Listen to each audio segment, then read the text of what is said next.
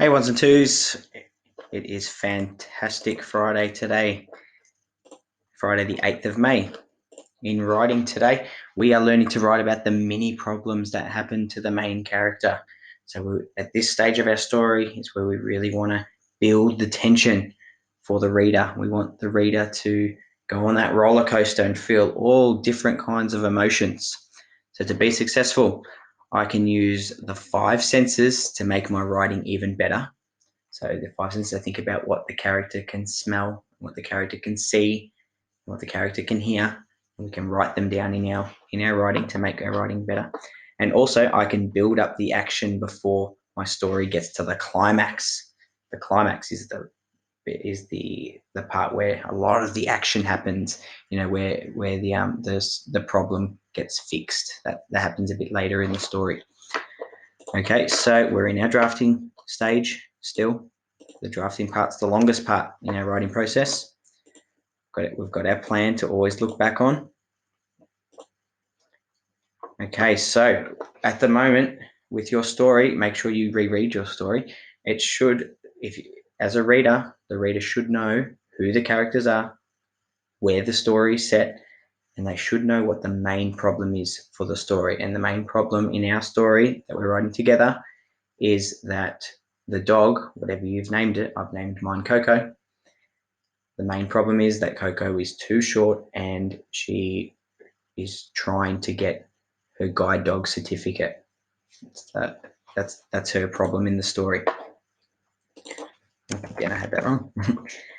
Right, so we're working our way up now. Today we're going to start writing all the struggles that Coco has along the way, whatever you've named your character. So here's my story from before. We've got our orientation. So I'm going to reread it from there, and I've actually written a bit more on the next page where I've used the mini problems here in this section here, where I've expanded on them as well. Okay, we'll talk about it in a moment. So I'm going to reread from the top, orientation, and I've actually put a heading as well. I thought of a heading. You might think of a heading a bit throughout your writing. It doesn't have to be done at the start, because I thought of this one as I went along. Coco pops into the Guide Dog Hall of Fame. That's the title. You can come up with your own title. Would love to see it. Rumble, rumble, rumble. The ground shook as a pack of dogs zoomed past the small, fluffy white dog. The fluffy dog's name is Coco. Coco slowly and nervously walked through the tall black gates to Canine University. She was there to try and learn how to become a guide dog to help people who are blind. For so long, Coco had a dream to become a guide dog, but there was one problem. She was too short. She tried her luck anyway, as she walked inside and met the lady who was going to test her. The lady's name was Zoe. Zoe had a strange look on her face. She said, "You don't have a chance of passing this test."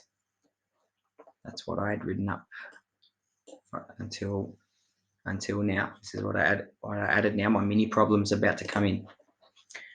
Coco's smile turned upside down, but she carried on with her test. She started by trying to lead Zoe through the cones while she was blindfolded, but bang, crash! Zoe tripped over and fell to the floor. "Ow, that really hurt," Zoe screamed.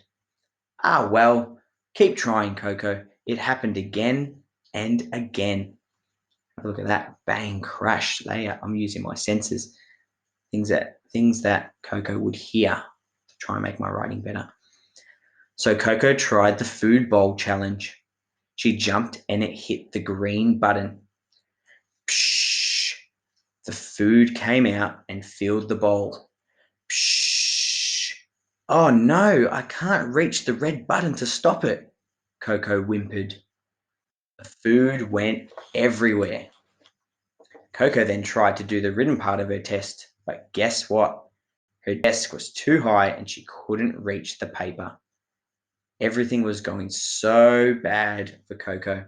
A tear rolled down her face.